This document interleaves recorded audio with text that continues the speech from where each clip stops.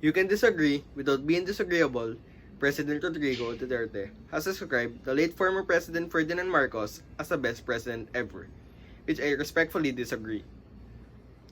Everyone is entitled to his own opinion, and just the word Marcos itself has a negative impact on me. Marcos ruled for 20 years until he was ousted in 1986, and for me, this was the darkest era in the Philippines. When martial law was declared September 21, 1972, he cited that it was a necessity following the ambush of then Defense Secretary Juan Ponce Enrile against communist threat. But in 1986, there were subsequent reports with the official gazette that the ambush was staged, and Enrile admitted that it was fake to justify the imposition of martial law. It has long been planned, and several people received prior information about Marcos' plan.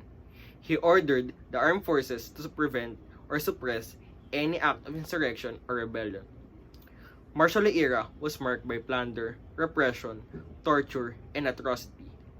There were several martial law stories that young people need to hear.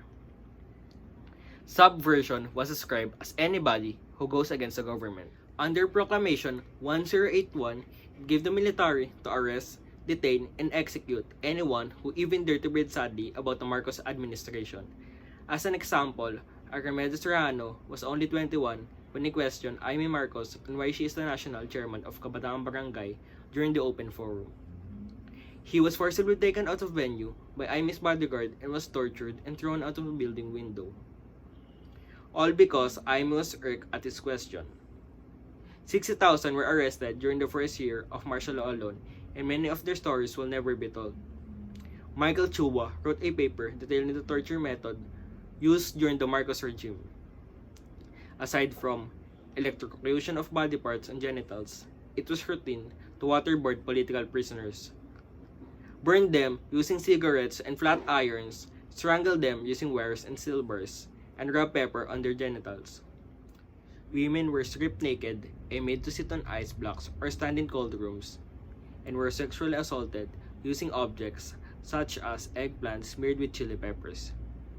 Marcos is known not as best president ever, but is remembered for thousands of human rights violations he committed as well as his massive corruption. Marcos forcibly took over the businesses of political rivals like the Lopezes. Meralco, at one point, was taken over by the brother of Imelda, Cocoy Romualdez, who mismanaged and drained the company of its finances. Marcos appointed key cronies, friends, and relatives to monopolize key industries. Bananas were monopolized by Antonio Florento, sugar by Roberto Benedicto, coconut by Danding Coangco. Marcos also routinely issues presidential decrees that granted special privileges to his cronies. I did not live during the era. I have not experienced Marcos' atrocities. But I did my research, so tell me, how can he be the best president when he destroyed the Philippine economy and democracy? For me, he was a thief, murderer, liar, and corrupt all rolled into one.